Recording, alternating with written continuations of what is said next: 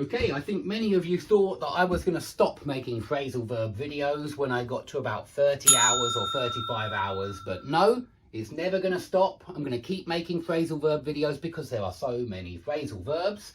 And I'm delighted to tell you that now you can buy this course on my own website, which at the moment looks like skype-lessons.thinkific.com. Yeah, that's Thinkific. It's the website that's helped, or the platform that's helped me to put this course on my own website. That URL will change to skype-lessons.com in about a month or maybe less. But this course, all of this course, including the ebook, everything that is on Udemy is now available on my own website. And yes, lifetime guarantee, you can watch the course forever from this site. And so it's going to continue to grow bigger, this course. It's good because I'm doing phrasal verbs starting with different letters now, and we're going to start with A. I've found a website that's got a nice long list. Most of the phrasal verbs we have already covered, but some we haven't. And let's start with one which we have never covered before. Yeah, ache for something or ache for somebody.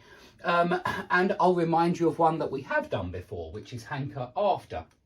But please do join on my website if you'd like to join this course. It's $9.99 for a lifetime membership, yeah, and it will always be $9.99 from my website. Okay, so ache for somebody or ache for something.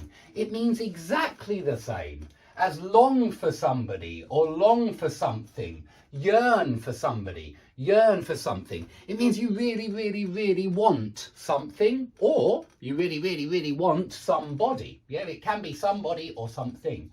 Now with hanker after, you usually see it with somebody, I think. This one's rarer, hanker after somebody's attention, you could say. Yeah, he hankered after her attention. But I must admit, these are much more common. Ache for, long for, and yearn for are much more common than hanker after. But they all mean really want something. You know, be dying to, you know, that's why we say ache. You know, it's painful when you really want something, but you haven't got it yet. And so you're aching for something, you're longing for something, you're yearning for something, all the same.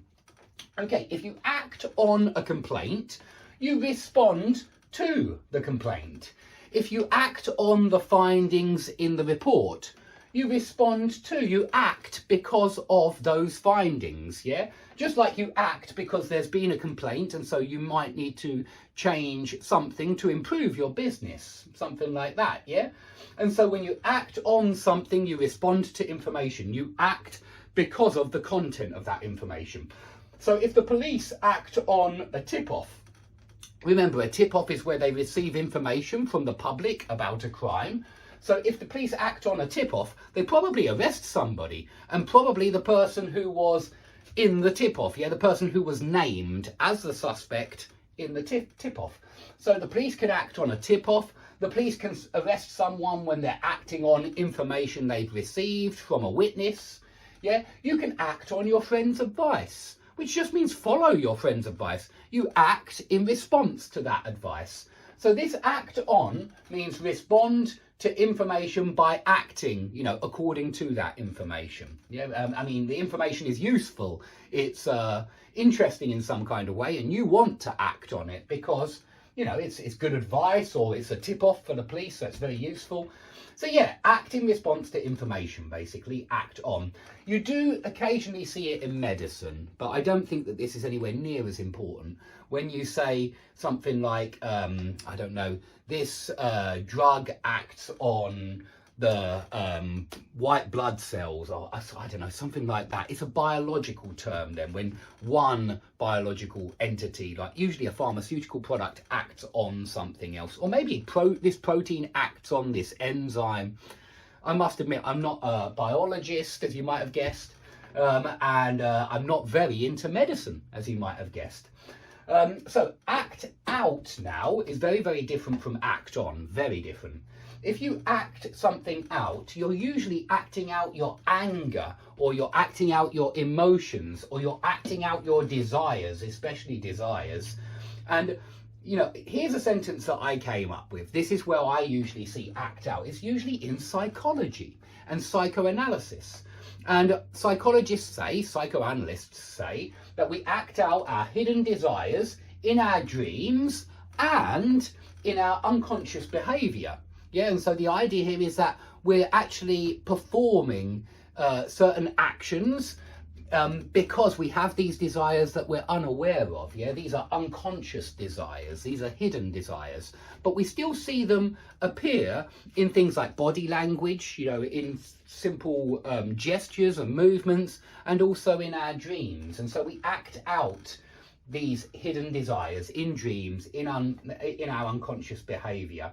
But you could say, yeah, the kids act out their anger when they play sport. You could.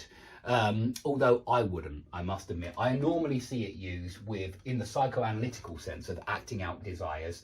You can say they acted out the play on stage. Nothing wrong with that, yeah? They acted out the play on stage. And so you can see it used in performances as well, in theatrical expressions.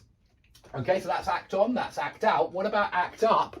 Well, we have done act up, even if we haven't done it yet, if that makes sense. Because act up is play up. You know how you can say my back's been playing up all day, and it means my back's been hurting. You can say my computer has been playing up all day, which means my computer hasn't been working all day. Well, you can use it act up in exactly the same way. My back's been acting up, the computer's been acting up. And so it certainly means number two, body part or machine stops working or starts hurting. That's the idea. Stops working if it's a machine, but body part starts hurting or you can't use it properly. My